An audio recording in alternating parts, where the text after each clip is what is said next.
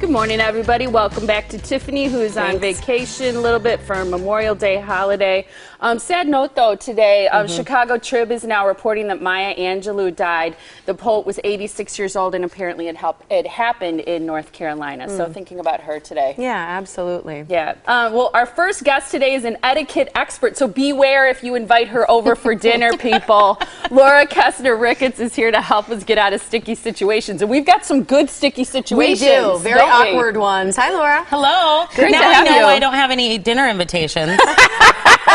People are afraid to invite you over. Right. Are you kind of snobby that way? No. Do I look snobby? No, you don't. No, I'm not snobby. But often when I go places and they find out that I sometimes do this, they ask me all kinds of questions. They do? Yeah. Like, what kind of questions do you get?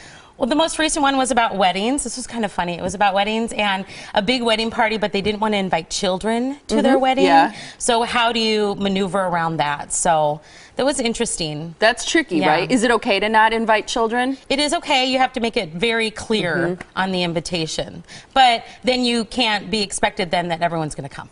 Right. Because if you're traveling from a distance and you have 3 kids at home, it's really difficult to do that. I get that. I have a lot of friends that do that these days, so I can see why that's a popular one, too, for people. Right. Okay, well, shall we get to it? Because we've got some awkward, different situations that we're going to ask you about to clarify what is the proper etiquette in these situations. Okay, and I did do my research. So Okay, you can look at your notes. I didn't know exactly, so I had to go to the experts on the internet. Okay. Awesome. How On the about internet. Emily Post, our friend. And what do the experts say about awkward situation number 1, which is seeing a stranger with their zipper down? Right. So I've got a long story about this, but I won't tell you now. But really the proper etiquette is typically think about what you would, if you would want to be told. Yes. So 9 times out of 10 people would want to be told. So what you might say to them is, excuse me, I would want someone to let me know, but I think that you're unzipped. Or you might say, I would want someone to let, you just said, oh. I would want someone to let me know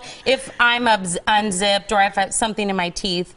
Just wanted to let you know. Okay, this has happened to me before, okay? And it's so awkward that my preference is to not say anything and in my own mind convince myself that I haven't seen it. Okay. What if we let you go on TV with your blouse down? Yeah. Well, that might help ratings a little bit. I'm just kidding. I'm totally kidding. No, but here's the thing. The last time I noticed a zipper down was at an athletic event across the field, and other people were noticing it too. So what we decided to do was ask a guy that we're friends with if he would quietly go over, rather than like, hey, you know, kind of thing. Yes, of course. Okay, I didn't say yell across an athletic field that someone's zipper is down. Mom, you're taking it out of context here.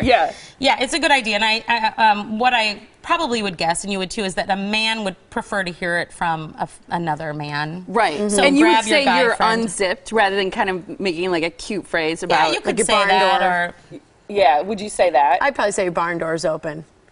People know what that is, right? Not everybody. You haven't heard that phrase before? So someone would be like, I don't live on a farm. I don't know. Or what about the horse or something? Right. Okay, sorry. Okay, let's go to food. Sorry. Would you tell somebody, cameraman Dave, would you tell another guy if they were unzipped?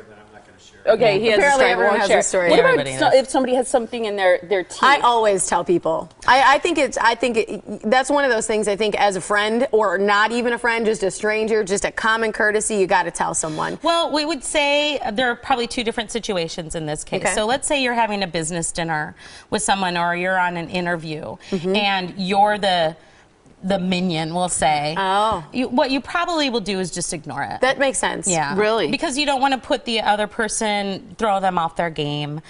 They're the person kind of in charge, so you would just ignore it. If it's a friend or a family member, you would want to tell them. Just say, again, I would want someone to tell me if I had something in my teeth, and hopefully at that point they would say, So oh my God. I usually it a think the little more bit. comfortable you act about it, the more comfortable other people act. Because it is embarrassing when you're the one being told. But, you know, as comfortable as you can make it, I think people are generally that much more comfortable. Like, oh, you have something right here.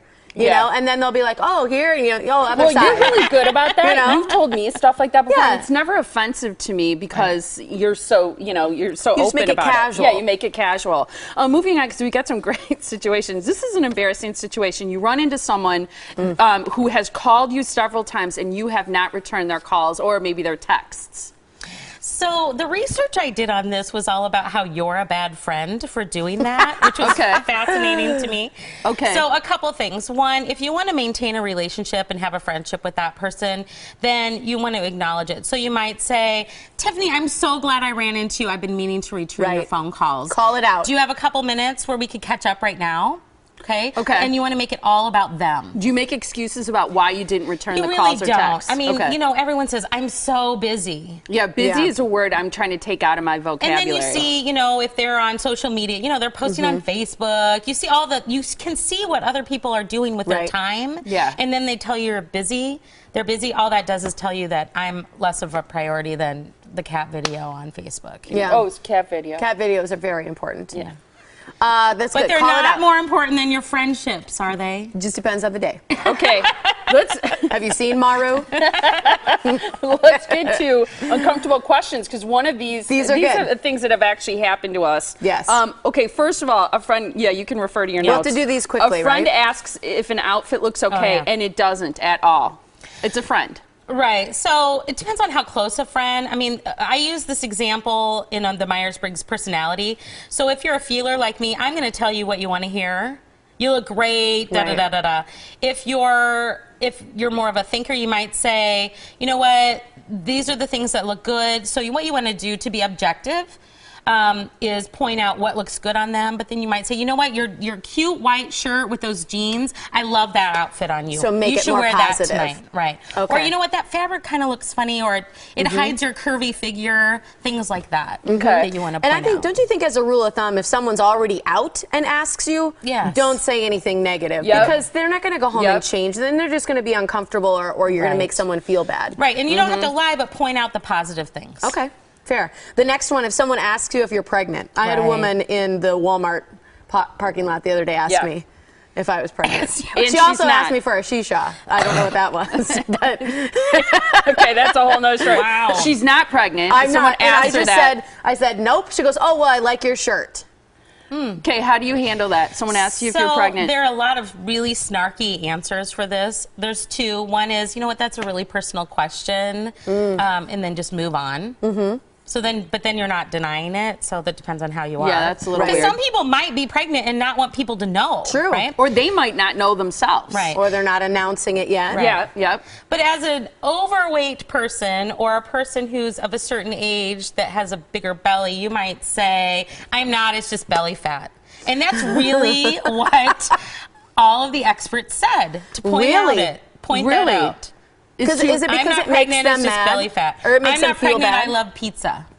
Because it makes the other person feel bad. Like, why are you They asking should, me that? though. Yeah. They should feel bad I because agree. it's not something you bad should ask question. someone. It's a bad The question. first rule of etiquette is to make others feel comfortable, not to make them feel bad, ladies. Okay, so I like avoid the that. snarky stuff. Okay, Right. I know we ran out of time. Can we ask this one? That's the one I want to know. Okay, yeah. I think this happens to a lot of people. Just like a 1 or 2 word answer, and then we're going to get to that. A guy or girl asks you on a date, and you are not interested. Just cut it off at the pass. And say, don't waste "Thank you, anybody's time. You know what? but-" That's so nice. I really appreciate that. I'm not interested. Really? Just say it. Because if you say, I'm too busy, or I'm really I'm not this, doing, or it's that, just going they'll to keep keep going asking. and going and going. Yeah. Cut it off. Okay, All go right. ahead. What if you see someone you recognize but you don't remember their name? How can you handle that? And you feel like you should know their name. You know by now know you you should should know know it. their name. Just be honest right up Really? front. So let's Okay. say I saw you and I would say, what was your name again? Really? No, what if answer. this is- Just answer me. Go with it. Molly. Molly, I'd love to introduce you to Tiffany. Really? That's it. See, that one is tough for me. I don't know. Especially because I think we meet so many people. You could punt your People get way offended. through it, but then they'll know. I mean, you know, the name, the sound of your own name, they say, is the sweetest words to someone. You know, they always say that. That's like a branding thing. To Tiffany it is. No, but it's true. They always say, like, if somebody addresses you by your name, you're more likely to listen, you're more likely to remember, things like that. It makes you feel connected to them. So I just think it's such a personal thing to not remember that name. So what would you suggest instead? I don't know. I've done the whole trick where if I'm with someone and, you know, if I don't remember their name, I'll say, will you make sure to ask their name? Because I'm not sure if I have the right name. Sometimes you don't get that opportunity, and you're not with someone else, and you know you should know someone's name. Especially if you want to introduce someone. It's more important that, again, you put it on them. And so don't say, I'm sorry, I know I should know your name, where have we met before. Don't do any of that. You want to make it all about them. Okay. And say, what's your name again? Yeah. Tell me your name. Okay. All right. It's uncomfortable. They don't like it. It is No, they don't. Viewers may have new responses, so yeah. let us know. Good, we had like 5-10 questions we didn't get to, so will you come have you back? back. You always say you'll come back. And then, you know, we got to make a date. All right, we got to make a date. All right, get your calendar. Thank you, Laura. It's always You're great to welcome. have you. I like Love to it when be you're here. here. Thank you. I like them a lot. All right, a reminder that today's your last day to enter